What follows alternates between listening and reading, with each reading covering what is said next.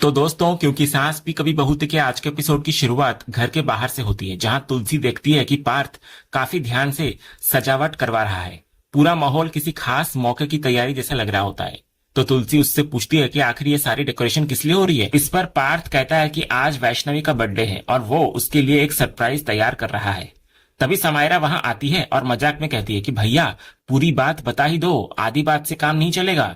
तुलसी जब वजह पूछती है तब समायरा उत्साहित होकर बता देती है कि सिर्फ बर्थडे पार्टी नहीं, बल्कि आज पार्थ वैष्णवी को प्रपोज भी करने वाला है। ये सुनते ही तुलसी हैरान हो जाती है। फिर अचानक से उसके चेहरे पर खुशी आ जाती है। वो प्यार से पूछती है कि क्या सच में उसे वैष्णवी पसंद है। फिर वो कहती है कि दोनों की जोड़ी कितनी अच्छी लगेगी। इसके बाद तुलसी नंदिनी की तरफ देखकर उसकी राय पूछती है, तो नंदिनी भी मुस्कुराकर कहती है कि वैष्णवी बहुत प्यारी लड़की है। साथ ही वो अपने बेटे की तारीफ करते हुए कहती है कि पार्थ कितना काबिल है, ये बात उससे बेहतर कोई नहीं जानता। एक दिन ऐसा भी आएगा जब सबको समझ आ जाएगा कि उसका मुकाबला कोई नहीं कर सकता। तो तुलसी तुरंत बोलती है कि उसे किसी रिपोर्ट कार्ड की जरूरत नहीं है, क्योंकि वो अपने पोते को अच्छी तरह जानती है। फिर तुलसी सोचती है कि वो अभी वैष्णवी को फोन करके जन्मदिन की शुभकामनाएं दे दे, ताकि उसे 2 गुना आशीर्वाद मिल जाए। लेकिन पार्थ जल्दी से उसको रोक देता है। वो कहता है कि अभी उसे विश मत कीजिए बा, क्योंकि सरप्राइज का पूरा मजा खराब हो जाएगा। पहले उसे यहाँ आने दीजिए, फिर जब सब लोग एक साथ उसे शुभकामनाएं देंगे तो वो और ज्यादा खुश होगी। तो तुलसी याद दिलाती है कि हर साल वो सबसे पहले उसे बर्थडे विश करती है। तो पार्थ इस पर प्यार से समझाता है कि इस बार एक साल अलग हो जाएगा तो कोई बात नहीं, जब वो यहाँ आकर सबको देखेगी तो उसे और अच्छा लगेगा।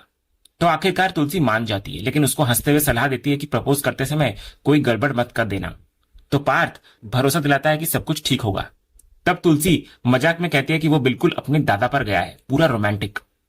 दूसरी तरफ वैष्णवी ऑटो में सफर कर रही होती है। वो बार बार अपना फोन देख रही होती है। उसे हैरानी होती है कि हर साल तुलसी काकी सबसे पहले उसे बर्थडे विश करती थी और उसके लिए खास लापसी भी बनाती थी, लेकिन इस बार ना फोन आया और ना कोई मैसेज। फिर वो सोचने लगती है कि कहीं काकी उसका बर्थडे भूल तो नहीं गई। फिर उसका ध्यान पार्थ पर जाता है। वो मन ही मन सोचती है कि पार्थ ने भी तो ना कॉल किया और ना मैसेज, शायद अब भी नाराज बैठा होगा। लेकिन फिर उसको लगता है कि आज उसका बर्थडे है, कम से कम शुभकामना तो दे सकता था ना। एक पल के लिए वो सोचती है कि खुद जाकर पार्थ से मिल ले, लेकिन अगले ही पल अपना विचार बदल देती है। उसे लगता है कि जन्मदिन उसका है, इसलिए पहल पार्थ को करनी चाहिए। फिर इसी सोच के साथ वो फैक्ट्री जाने का फैसला करती है। उधर नंदिनी फोन पर करण से बात कर रही होती है। वो खुशी खुशी उसे बता रही होती है कि आज पार्थ वैष्णवी को प्रपोज करने वाला है और उसके लिए सरप्राइज बर्थडे पार्टी भी रखी गई है। उसे यकीन ही नहीं हो रहा होता कि उनका बेटा इतना बड़ा कब हो गया। तभी करण इधर हंसते हुए कहता है कि उसे पहले से अंदाजा था कि पार्थ को वैष्णवी पसंद है। तो नंदिनी शिकायत करती है कि जब उसे पहले से पता था तो उसने उसे बताया क्यों नहीं। तो करण मजाक में कहता है कि कुछ बातें सिर्फ बाप और बेटे के बीच ही रहती है। फिर वो खुशी जताने लगता है कि पार्थ की पर्सनल लाइफ भी अब सही दिशा में जा रही है, जबकि बिजनेस में तो वो पहले से ही अच्छा कर रहा है। ये सुनकर नंदिनी थोड़ी चुप हो जाती है। तो करण इधर तुरंत समझ जाता है और पूछता है कि क्या वो अब भी इस बात से नाराज है कि पावर ऑफ अटर्नी रियांश को मिली। तो नंदिनी साफ कहती है कि हाँ, उसे ये फैसला गलत लगता है, क्योंकि इतने सालों तक परिवार के लिए सब कुछ करने के बाद भी उनके साथ ऐसा होना उसे ठीक नहीं लग रहा। तो करण इस पर उसको समझाता है कि तुलसी माँ ने जो भी फैसला लिया होगा सोच समझकर ही लिया होगा, इसलिए उसे ज्यादा परेशान नहीं होना चाहिए। इसके बाद जब नंदिनी फिर भी चुप रहती है तो करण प्यार से उसे उसके पुराने मजाकिया नाम नक्चड़ी बंदरिया कहकर छेड़ देता है। इस पर नंदिनी मुस्कुरा देती है और फिर करण से पूछती है कि वो वापस कब लौट रहा है। तो करण कहता है कि अभी कुछ कह नहीं सकता, क्योंकि केस दोबारा खुल जाने से सारी स्थिति काफी जटिल हो गई है। फिर उसे अपने पापा के लिए भी बुरा लग रहा होता है, क्योंकि उसकी वजह से वे भी यहाँ फंसे हुए हैं। तो नंदिनी उसको जल्दी लौटने के लिए कहती है। तो करण फिर वादा करता है कि वो कोशिश कर रहा है, साथ ही वो उसे पार्टी एंजॉय करने और अपना मूड ठीक रखने की सलाह देता है। फिर दोनों एक दूसरे को शुभकामनाएं देते हुए नजर आते हैं। अगले सीन में पार्थ पूरी सजावट को ध्यान से चेक कर रहा होता है। वो काम कर रहे लोगों को बार बार निर्देश देता है कि कहीं कोई कमी नहीं रहनी चाहिए। इसके बाद वो नंदिनी के पास पहुंचकर केक की टाइमिंग के बारे में पूछता है और सुनिश्चित करना चाहता है कि सब कुछ समय पर हो। तो नंदिनी उसको भरोसा दिलाती है कि केक बिल्कुल सही समय पर पहुंच जाएगा। फिर वो चारों तरफ देखकर मुस्कुराती है और कहती है कि आज सब कुछ कितना सुंदर लग रहा है। वो कहती है कि वैष्णवी को बहुत बड़ा सरप्राइज मिलने वाला है और सबसे मजेदार बात यह है कि उसे इसकी जरा भी भनक नहीं है। तभी तुलसी पार्थ को डांटते हुए कहती है कि उसकी वजह से वो आज वैष्णवी को जन्मदिन की शुभकामनाएं तक नहीं दे पाई। इस पर पार्थ उन्हें समझाता है कि यही तो सरप्राइज का हिस्सा है। जब वैष्णवी यहाँ आएगी और सब कुछ एक साथ देखेगी तब उसे और ज्यादा खुशी होगी। तो तुलसी फिर तुरंत पूछती है कि क्या उसे सपना आएगा कि यहाँ आना है करके। तो पार्थ बोलता है कि सब इंतजाम हो चुका है, उसने एक खूबसूरत बुके भेजा है जिसके अंदर इनविटेशन कार्ड भी रखा है। इसके बाद वो तुलसी से एक गिफ्ट जल्दी से रैप करने की रिक्वेस्ट करता है। इस पर तुलसी मजाकिया अंदाज में चिढ़ जाती है और कहती है कि घर के सारे मेहनत वाले काम आखिर उसी के हिस्से क्यों आते हैं। पीढ़ियां बदलती रहती है लेकिन मेहनत करने वाला वही रहता है। दूसरी तरफ फैक्ट्री में वैष्णवी काम कर रही होती है। शाम के करीब 6:30 बज चुके होते हैं। वो समय देखकर परेशान हो जाती है क्योंकि अब तक पार्थ का कोई कॉल नहीं आया होता। वो सोचती है कि खुद ही फोन कर ले क्योंकि उसका मन बिल्कुल नहीं लग रहा। तभी एक चपरासी उसके लिए फूलों का गुलदस्ता लेकर आता है। तो वैष्णवी उसको देखकर खुश हो जाती है और मन ही मन समझ जाती है कि ये जरूर पार्थ ने भेजा होगा।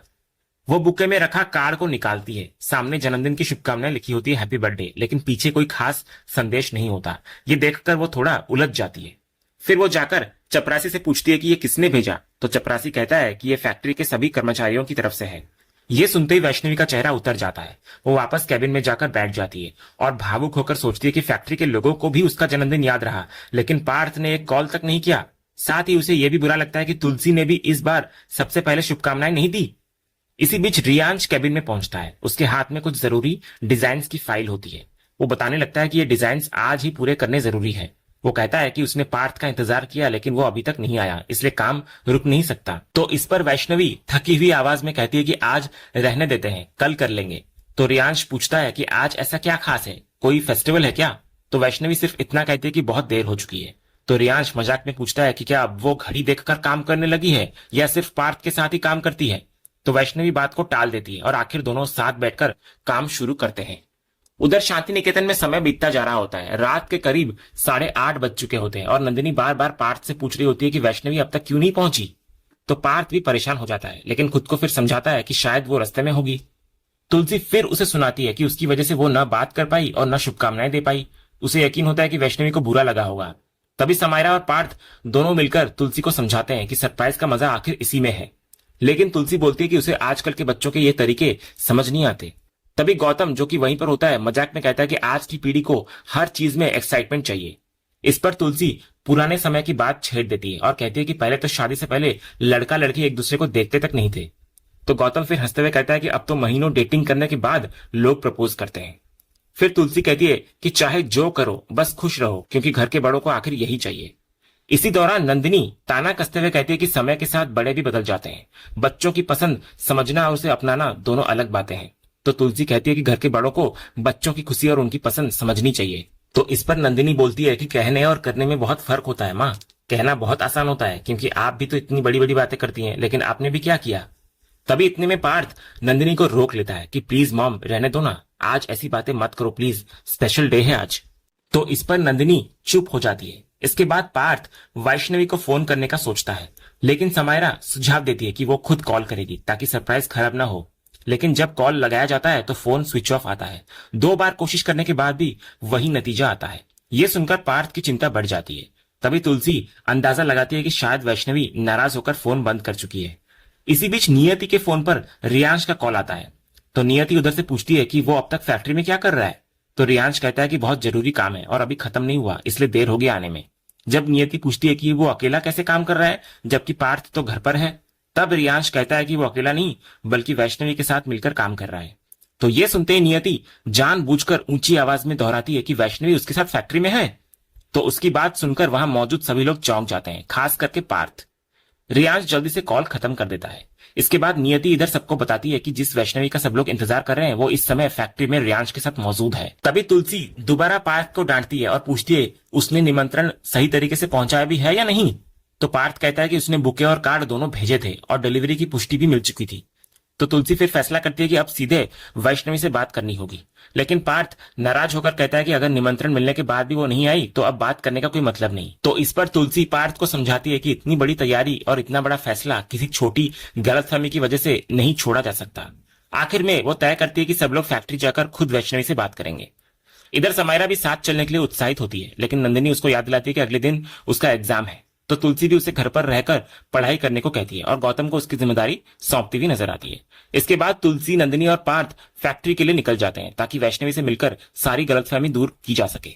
अगले सीन में फैक्ट्री में काम करते हुए वैष्णवी उदास बैठी होती है। उसका फोन भी बंद हो चुका होता है और वो मन ही मन सोच रही होती है कि जब पूरे दिन किसी ने उसे याद नहीं किया तो अब इतनी रात को कॉल आने या ना आने से भी क्या फर्क पड़ता है।